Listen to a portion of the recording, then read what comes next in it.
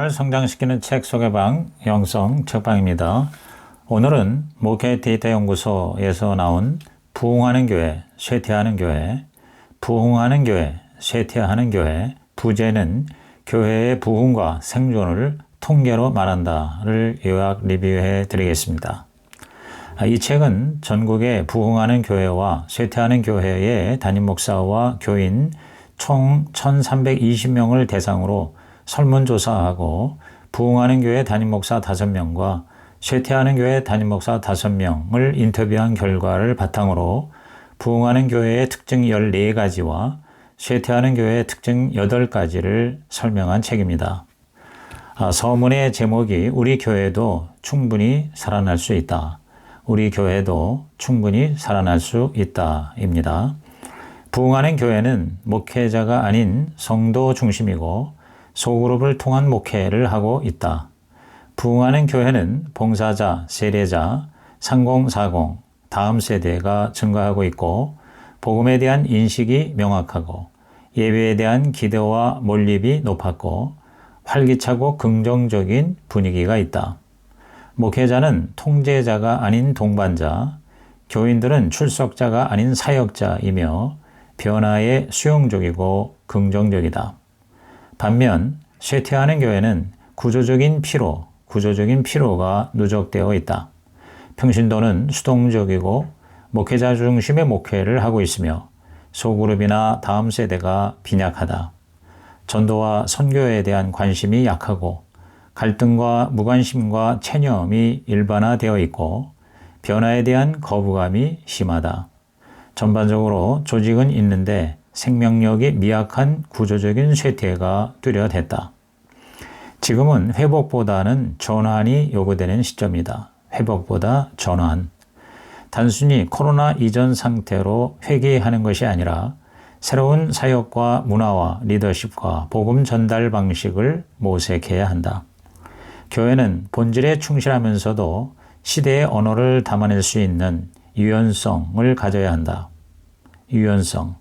복음이 온전히 선포되고 제자가 양육되며 공동체가 살아 움직이고 다음 세대가 하나님 나라의 비전을 품고 자란다면 지금도 부흥은 가능한 것이다. 그 시작은 목회자와 성도들의 태도의 변화에서 출발한다. 여는 글, 부흥하는 교회와 쇠퇴하는 교회는 무엇이 다른가? 부흥하는 교회와 쇠퇴하는 교회는 무엇이 다른가? 부흥은 단순한 양적 성장과 함께 교회 본질이 살아나고 말씀과 성령 안에서 삶이 깊어지는 질적 성숙을 의미한다. 그것은 하나님 나라를 실제로 경험하는 것이다. 이 책은 그런 부흥에 대한 열망과 신념에서 출발하였다. 부흥은 성령의 역사를 통해 회개와 각성이 광범위하게 일어나는 영적 현상을 의미하지만 동시에 실제 교회의 성장과 활성화, 사역의 확장, 성도의 참여와 헌신의 증가 등의 객관적인 지표와도 결합되어 있다. 부흥하는 교회의 14가지 특징은 크게 4가지 구조적인 기둥, 즉 사역 참여, 미래 지향, 전도의 헌신, 함께하는 공동체로 집약된다. 사역 참여, 미래 지향, 전도 헌신, 함께하는 공동체. 쇠퇴하는 교회는 그런 특징이 없다. 부흥하는 교회는 교회 규모가 크고 교인 연령 분포가 젊은 편이다. 부흥하는 교회는 새신자, 회심자, 세례자, 봉사자가 늘어나고 3040 세대와 다음 세대가 많다. 부흥하는 교회는 미래 성장의 요인으로 예배, 설교, 친밀한 교제, 소그룹 활성화가 두드러진다. 쇠퇴하는 교회는 교인 감소의 요인이 3040의 감소, 다음 세대의 부재, 지역 인구의 감소 등으로 나타난다. 부흥하는 교회는 활력이 있지만 쇠퇴하는 교회는 무기력하다. 부흥하는 교회의 14가지 특징을 4범주로 나누어지는데 첫째 범주인 사역 참여 문화에는 봉사자 수가 증가하고 사역 프로그램이 확대되고 높은 사역 참여도와 평신도 사역의 활성화가 두드러진다. 둘째 범주인 미래지향적 실천에는 3040 세대 증가, 다음 세대의 부흥, 부모 교육의 활성화가 두드러진다. 셋째 범주인 대위임령의 헌신에는 세례자의 증가, 전도의 실천과 문화, 새가족 교육, 그리고 높은 외부 예산 지출 등이 확실하다. 넷째 범주인 함께하는 공동체에는 소그룹 사역, 교인들의 변화의 수용, 교인들의 개혁 의지가 강력하다. 그러므로 부흥하기 위해서는 이런 4개의 기둥 위에 건강한 교회 생태계를 세워갈 필요가 있다. 제1부 부흥하는 교회에는 사역 참여 문화가 있다. 부흥하는 교회에는 사역 참여 문화가 있다. 부흥하는 교회와 쇠퇴하는 교회를 가르는 가장 뚜렷한 차이는 사역에 참여하는 문화가 존재하느냐였다. 사역에 참여하는 문화. 부흥하는 교회는 교인들에게 예배 참석을 넘어 다양한 사역에 참여할 수 있는 기회를 제공하며 성도들은 이를 통해 신앙의 성장과 공동체의 기여를 동시에 경험하고 있다. 교회의 사역 프로그램은 예배, 전도, 선교, 교회학교, 기도회, 사회봉사 등 기본적인 영역뿐 아니라 새가족 교육, 소그룹, 세대별 양육 등으로 다양화되고 있으며 부흥하는 교회는 이 모든 사역에서 참여율과 만족도가 높게 나타났다. 단순히 프로그램을 많이 갖췄기 때문이 아니라 성도들이 자발적으로 헌신하는 참여적 문화가 형성되어 있기 때문이다. 이러한 문화는 평신도를 단순한 수동적 신자가 아닌 사역의 주체로 세우는 방향으로 나아간다.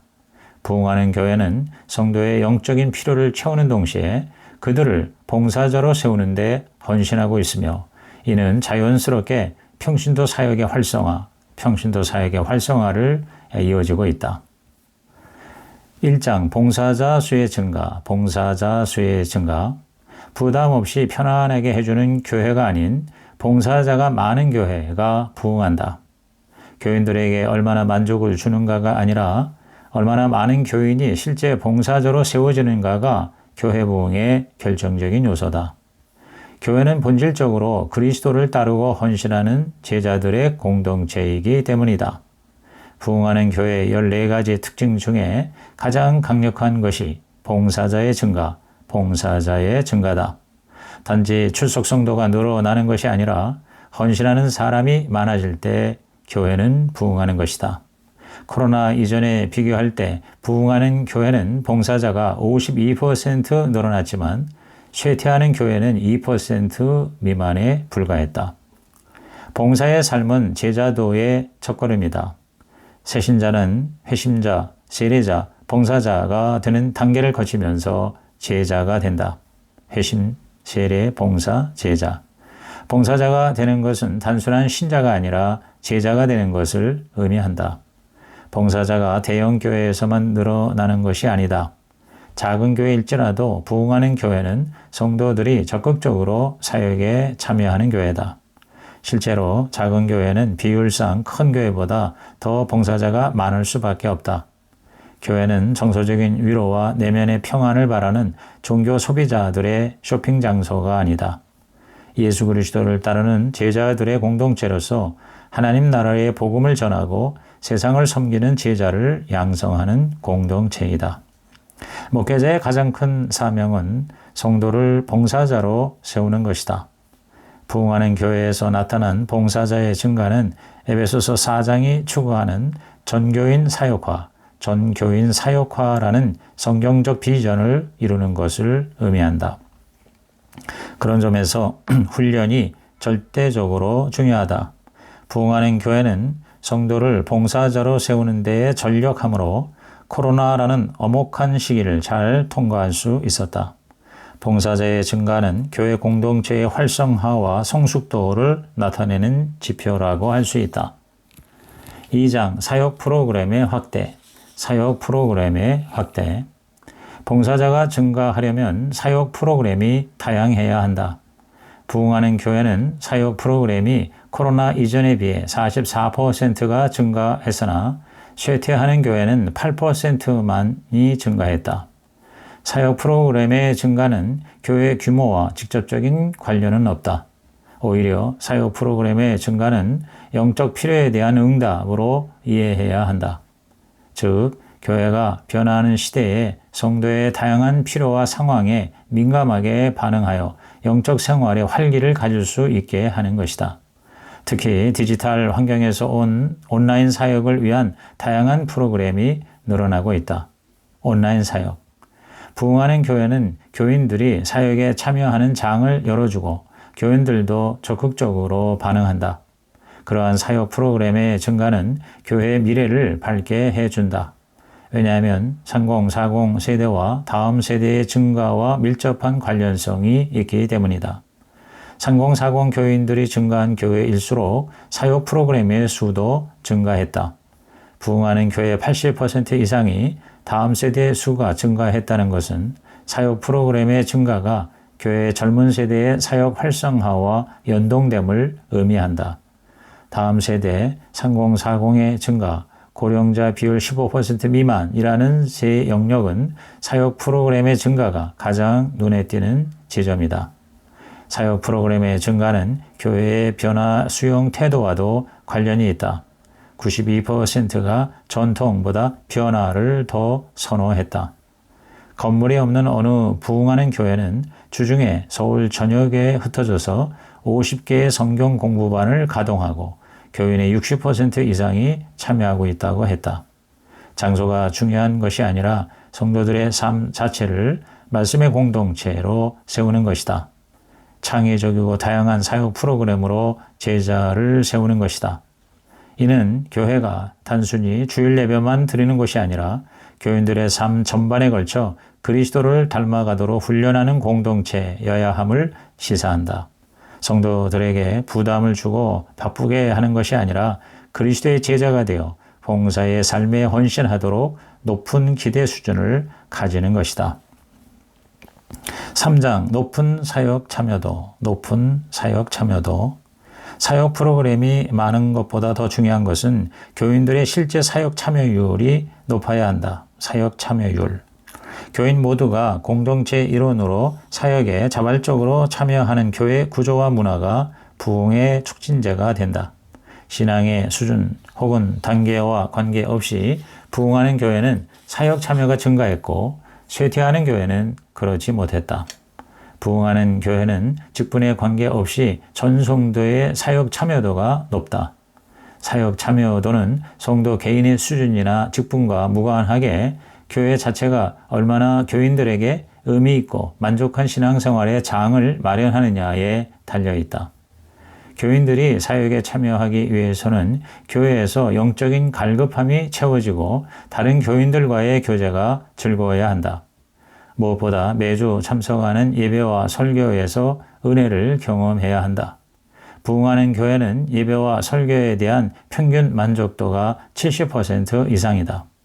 성도의 만족도가 높을수록 사역 참여도가 높고 그런 교회가 부흥하는 것이다.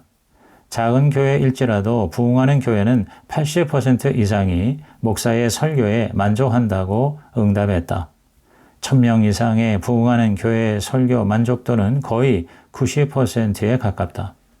사역 참여도는 만족스러운 교회 생활로 이어지며 만족스러운 교회 생활은 예배와 설교를 통해 받은 은혜와 긴밀한 관계가 있는 것이다.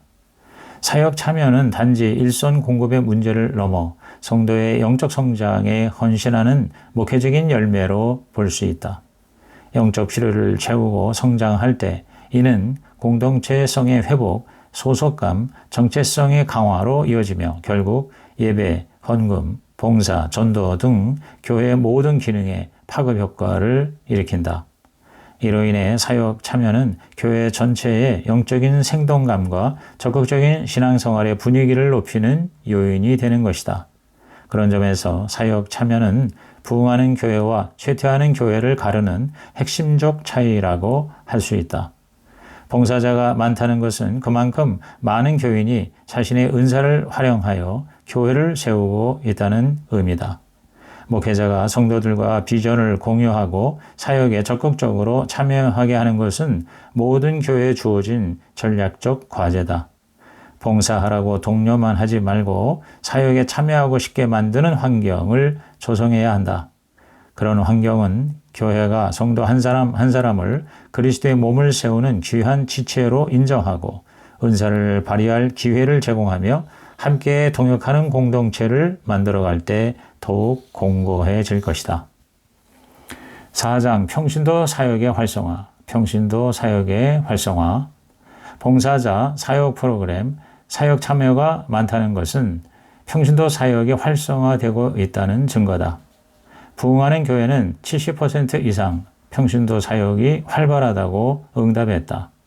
교회 규모가 크고 소그룹이 활발하고 3040과 다음 세대가 많고 프로그램 수가 증가한 교회일수록 평신도 사역이 더 활성화되고 있다. 쇠퇴하는 교회는 목회자의 17%, 성도의 30%만이 평신도 사역이 활발하다고 했다. 평신도 사역의 활성화는 교회 부흥으로 직결된다. 교인들이 수동적 종교 소비자에 머물지 않고 영적으로 성장하기 위해 적극적으로 사역에 참여하는 것이다. 평신도 사역의 활성화는 교회 규모의 문제가 아니다. 작은 교회든 큰 교회든 부흥하는 교회의 공통점이다. 평신도 사역의 활성화는 교회의 수평적 거버넌스와도 직결된다. 우리 교회는 교인들이 교회의 주요 의사결정 과정에 참여한다. 교인들이 의사결정 과정에 참여한다는 대답에 긍정적일수록 부흥하고 또 부흥하는 교회일수록 평신도 사역이 활발하다. 교회가 사역 참여의 기회를 제공하고 성도들을 책임있는 동역자로 대할 때 부흥의 궤도에 올라설 수 있는 것이다. 평신도 사역의 활성화는 단순히 목회자 몇 명이 교회를 이끌어가는 것을 넘어 모든 교인이 각자의 자리에서 하나님 나라의 사역에 능동적으로 참여하는 것을 의미한다. 그것은 베드로전서 2장 9절의 만인 제사장론을 실현하는 것이다. 만인 제사장론. 평신도 사역의 활성화는 교회 내 사역만을 의미하지 않는다. 세상 속에서 빛과 소금의 역할을 감당하는 것으로 확장된다. 삶의 터전에서 그리스도의 증인으로 살아가는 선교적 사명을 수행하는 것이다. 평신도 사역이 활성화될수록 교회의 선교적 역량은 더욱 강력해진다. 그럴수록 목회적인 말씀과 기도와 양육 등 본질적인 목회에 더욱 집중할 수 있게 되는 선순환이 가능해진다. 이상 부흥하는 교회, 쇠퇴하는 교회 첫 번째 편을 마칩니다.